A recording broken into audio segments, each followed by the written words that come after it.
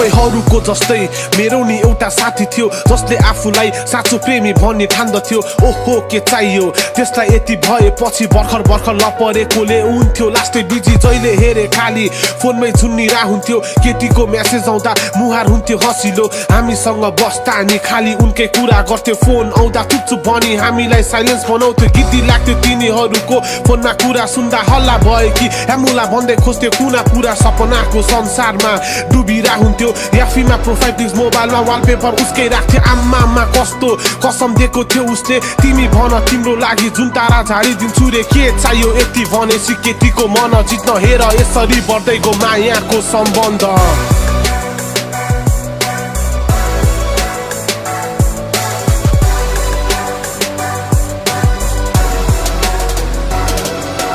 तिमीबाट उच्चारण अब तमा पुग्यो बिहे नगरी एकअर्काले बुढा बुढी भन्न थाल्यो याफी पासवर्ड सेयर बेला बेलामा झगडा केही छिन पछि कुरा मिल्थ्यो अन्धोथी मायामा केटाले आमा बा चिनायो घरमा लान थाल्यो उसलाई भगवान साँची राखी कहिले नछोड्ने कसम खायो डेटिङ भेटघाट बढी हुन थालेछ इमोसन अट्याच फिजिकल रिलेसन कयौँपल्ट भएछ सुनाउँथ्यो हामीलाई आज मैले यस्तो गरी याद नै भएन इमोसनमा कन्डम लाउन बिर्सी भित्रै जारी कति पिल खानिन्थ्यो उसलाई पाठे घरमा समस्या पिललाई सेफ्टी डिभाइस बनाए अब तिनीहरूको सम्बन्धले कोल्टे फेर्दै गयो मायाको शब्द सेक्ससँग जोडिने माध्यम बन्यो मायाको आवाज सेक्स गर्न मन लाग्यो बेला दिक्क लाग्थ्यो रे उसलाई अब उसँग भोलि मिसाउन पहिला जस्तो रहेन सम्बन्धमा आँच आएछ झगडा हुँदा हुँदै फाइनली ब्रेकअप भएछ अनि केटा आफ्नो बाटो लाग्यो खासमा मायाको अध्याय यही अन्त्य हुनु पर्थ्यो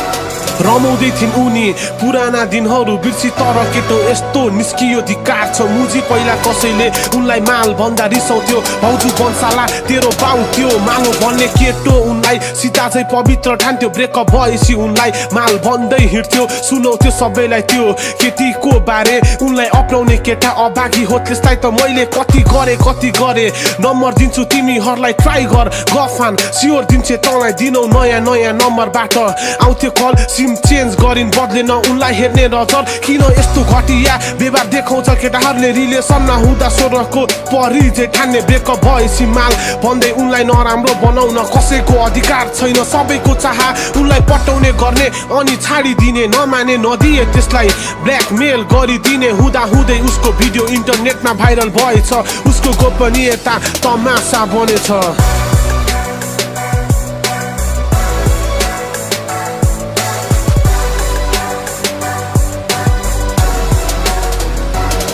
एकाएक साथीहरूको टेक्स्टमा थिएन सहानुभूति मर्ने या बाँच्ने कुरामा उनी युद्ध गरी राति दोषी म होइन त्यो केटा हो सजाय पाउनु पर्छ परिवारको सहायताले पुलिस केस गरिदिन्छ कति दिन लुक्थ्यो र त्यो केटा समातियो खुलासा अन्त्यमा उसँग रिभेन्ज दिनु थियो एक गल्तीले केटाको भविष्य अन्धकार्य प्रस्ताव गरेर के भो अब उसलाई अदालतले जन्म कैदको फैसला सुनाइसकेको थियो सलाम छ उनलाई जसले आँट गरी न्याय दिलाई आफूलाई बाँचिरहेछन् आज उनी आफ्नो स्वाधीनतामा मार्नुहुन्न आफूलाई न्याय दिलाउनु पर्छ सचेत हुनु पर्छ मायामा अन्धो हुनुहुन्न विश्वास तोडिने चिज हो स्वार्थ पुरा नभएसम्म